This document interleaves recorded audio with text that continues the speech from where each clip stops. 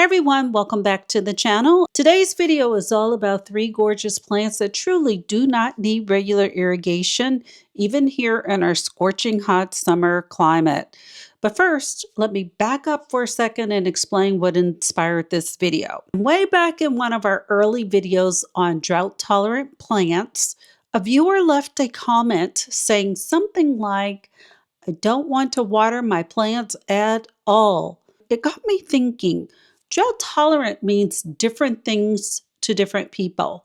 Some people are okay with occasional watering, but others flat out do not want to deal with those hoses, irrigation systems, rising water bills, or others just want to be super mindful about water conservation. And I know she's not alone. Plenty of you out there feel the exact same way.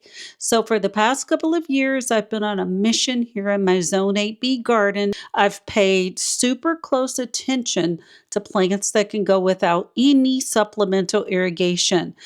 Not just to see if they survive, but if they actually thrive and stay looking the way they should. So today, we are sharing 3 standout plants I've discovered thus far that can sustain while getting zero irrigation. Now, one quick caveat before we dive in.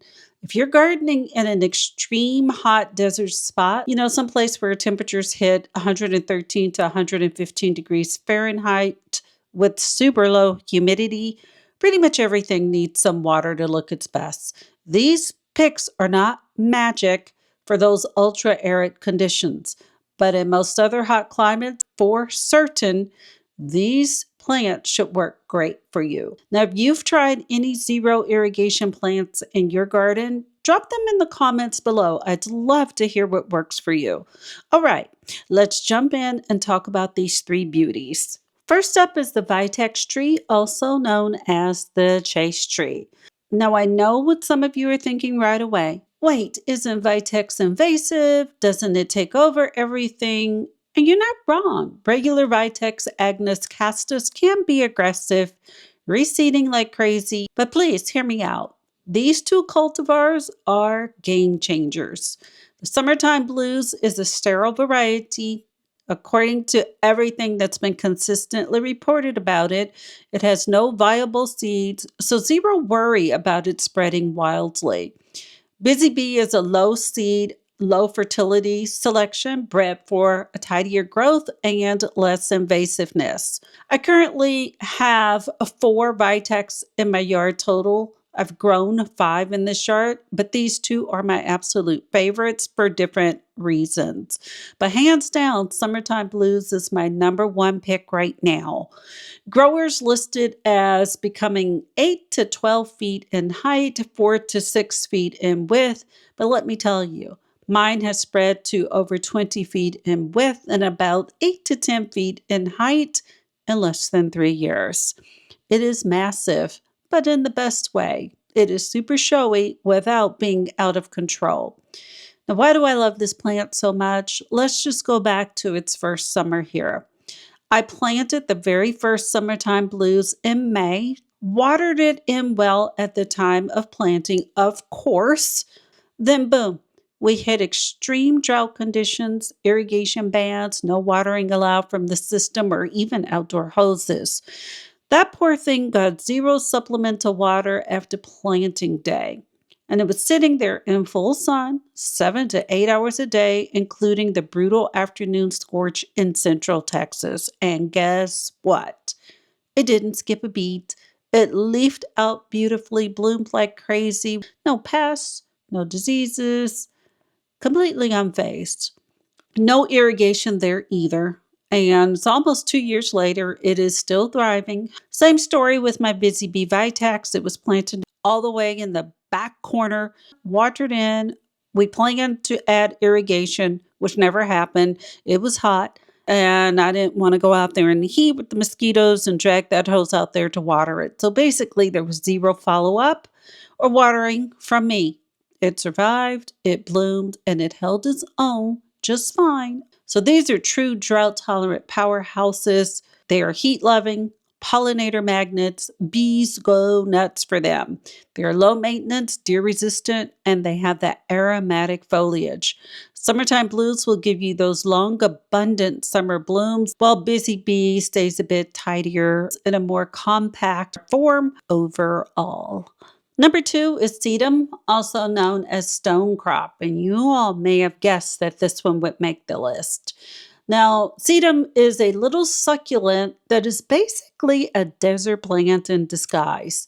Even though many varieties grow great in temperate spots like ours in central Texas. Now, once established, sedum usually does not need any supplemental watering at all. It survives and thrives on whatever rain Mother Nature gives us.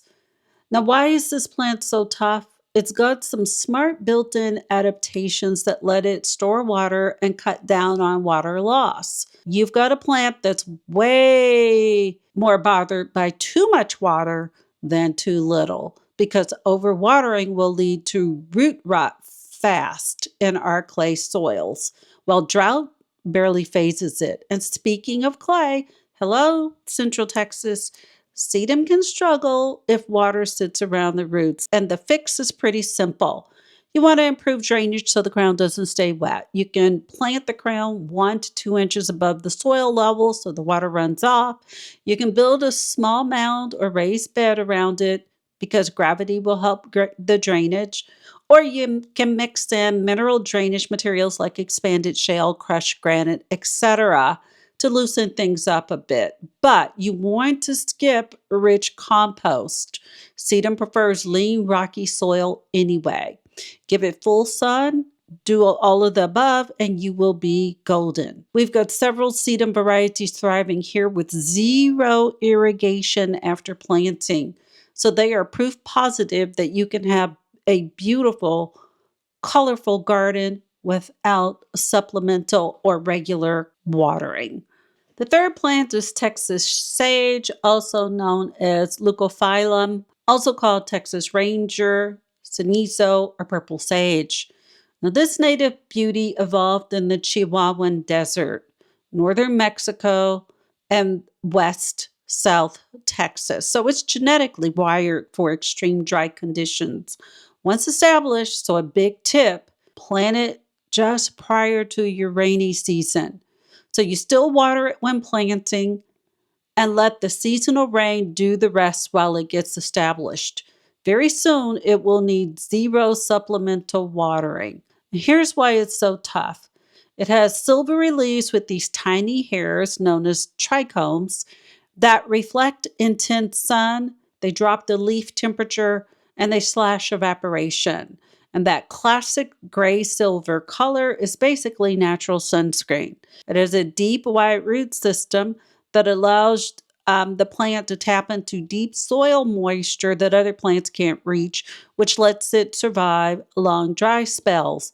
Then it will explode with growth in those gorgeous purple blooms after rain or humidity spikes. This humidity-driven flowering is why it is nicknamed the barometer bush. Plant it in full sun, well-drained soil, and watch it thrive. It is deer-resistant, pollinator-friendly, and blooms like crazy after storms. I've grown Texas sage in this yard, and it performed well with zero irrigation from me. Okay, y'all, that's it. Have you grown summertime blues, Vitex, the Busybee Vitex? Do you grow sedum or Texas sage?